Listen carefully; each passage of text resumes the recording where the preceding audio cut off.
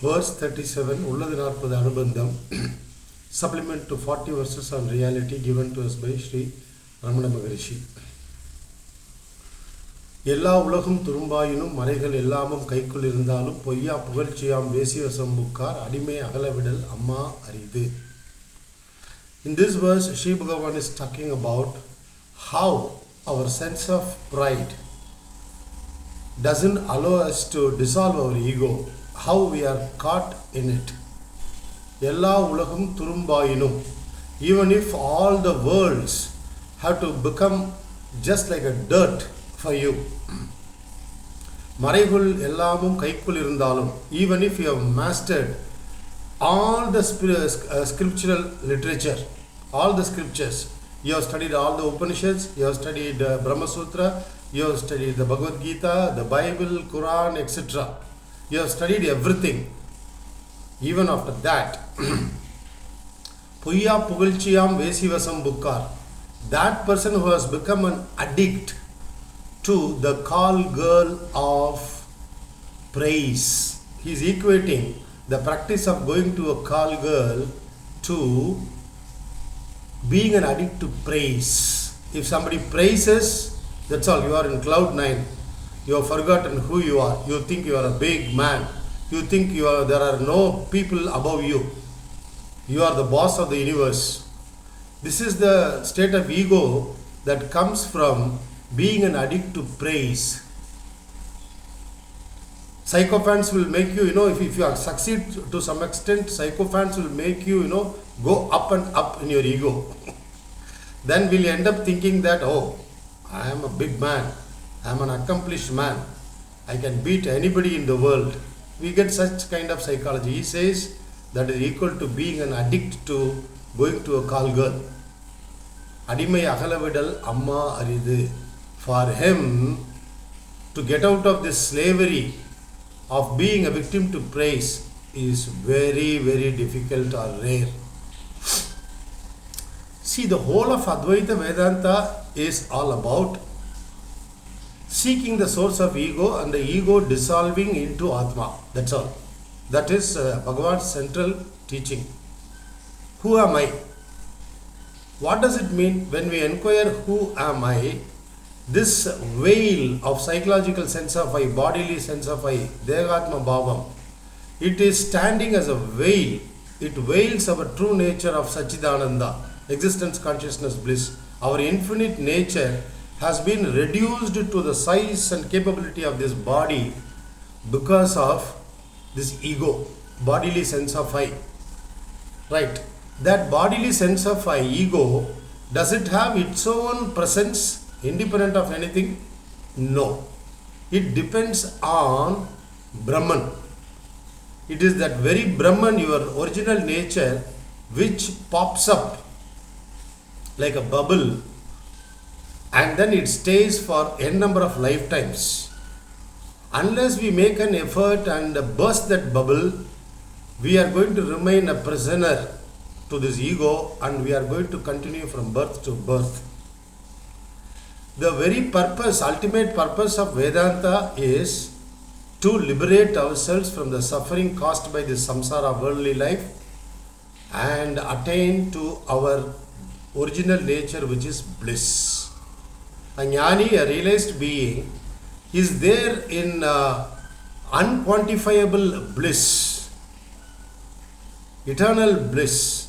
That is his default nature. But he has paid a price for that. That is acquiring jnanam, attaining to jnanam. But what is that jnanam? Is it like acquiring some subject like IT or physics, chemistry or some language? No. We are not going to acquire anything at all in order to become a jnani. We just have to give up everything. That is to call a spade a spade.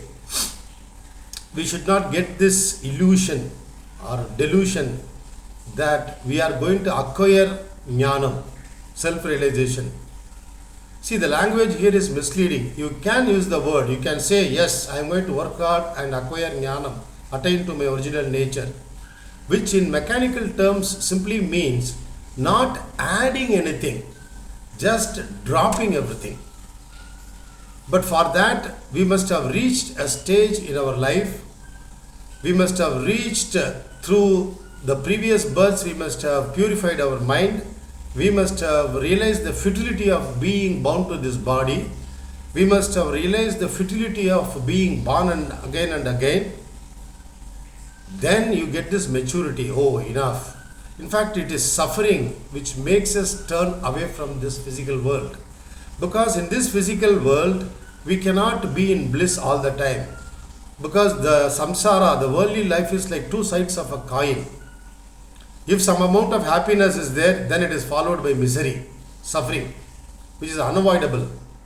And the nature of the human body is such, it is born, it becomes a baby, then it grows up to be an adult, and then we get married, give birth to children, we do some work, and then we cross 40, 50, 60, 70, body becomes old, some kind of disease or no disease, but still body ages, and then we have to lay down the body. There might be yogis, who claim that who have lived 300 years, 400 years, but what for? Bhagavan would ask, what for? Nature's design is that you are born, you live, you age, and then you die. Before that, before you die, when you are alive, when the body is, strong enough, your senses are active, they say we must realize our true nature and be done with it. Become a Jivan Mukta. Even when we are living in this body, we can become Jivan Mukta, liberated from the body, samsara. And then because of prarabdha, the body will continue to function for some time and then it will drop down. It will drop off. That is called Videha Mukti. Videham is when the body is dropped, you get a mukti. Bhagavan would even deny that. He would only say Jnanam, liberation, that's all. Because in Jnani's experiences, the body is not there. But it is a matter of standpoint. From our standpoint, we will see Ramana Maharshi. People have seen his body. They said, Bhagavan, I see you in a body. Bhagavan would say, no, I have no body. See, this is why Bhagavan said, certain things will come clear to you only after realization, only after Jnana dawns. Till then, we need to continue with our practice. And persistence, protracted practice, these are the words Bhagavan uses. We need to definitely continue with our vicharam till we get enlightened, because we cannot give up in the middle. If we give up in the middle, that memory will still be there. With that memory, we will drop off the body, we will be born again. Again, we will pick up the thread from where we are. This is what Krishna says in the Bhagavad Gita. Tatradam buddhi sagyogam labade paurvadehigam. Where you left in your spiritual practice, whichever point you left it in, you will pick it up in the next birth, and it will start determining the course of your life. It will have a control, it will have a hold. You want to achieve, out of ignorance, out of conditioning, born out of this birth, you want to achieve several things. This will come and stand in between, it will change your direction. You will be wondering what is happening. Why am I not achieving what I want to achieve in this material life? Because it is you who made up your mind to give up this world and then attain jnanam in the previous birth, which you have forgotten now. This veiling of memory is, nature's trick or Ishvara's trick, we can say. It makes you forget whatever you did in the previous births. It also veils all the events, how you lived, who you were, whether you were a man or woman in the previous birth. Everything is veiled. But Vasana continues. Vasana is like someone comes to your house, supposing you have made fish curry, he would say, oh, fish curry is it? He would say, without even seeing the vessel. He doesn't have to see, because the smell communicates. The same way, our vasanas will not spare us.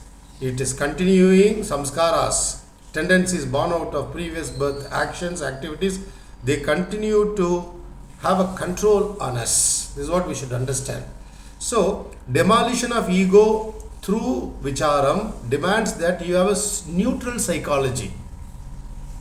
You might ask, I am now at a stage where I need to feed my family, I have to take care of my commitments and duties. How will I demolish my ego? This is why Bhagavatam gives a beautiful formula, dharma, artha, kama, moksha.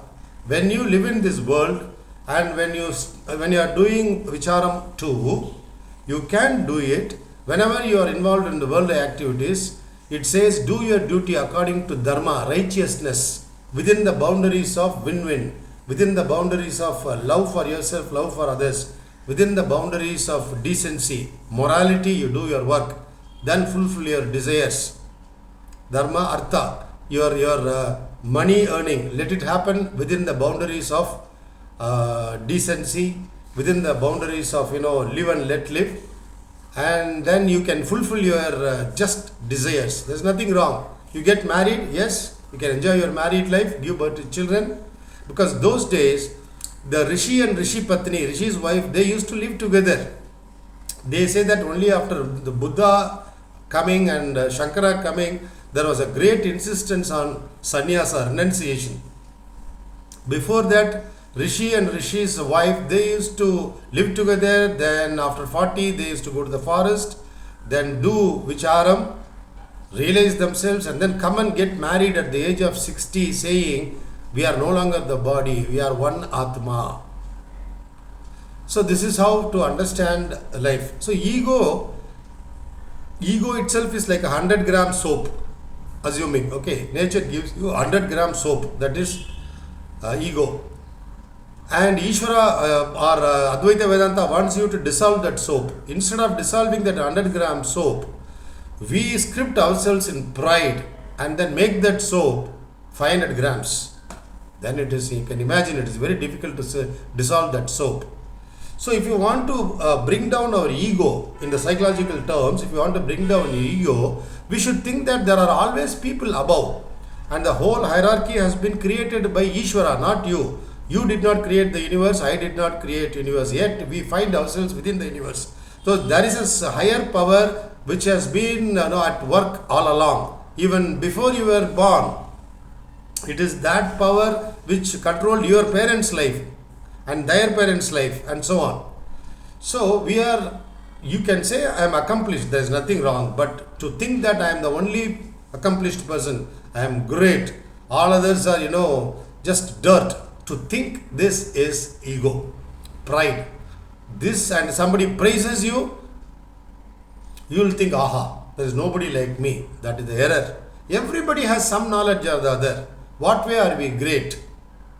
We have a place, that's all. There are people above us, there are people below us. So Bhagavan in this verse says, even if all the worlds you have discarded like dirt, and even if you have mastered all the scriptures, if you fall a victim to other people praising you, it's like you are becoming a victim to a call girl. And he says it's very, very difficult to come out of it. Let us think about it.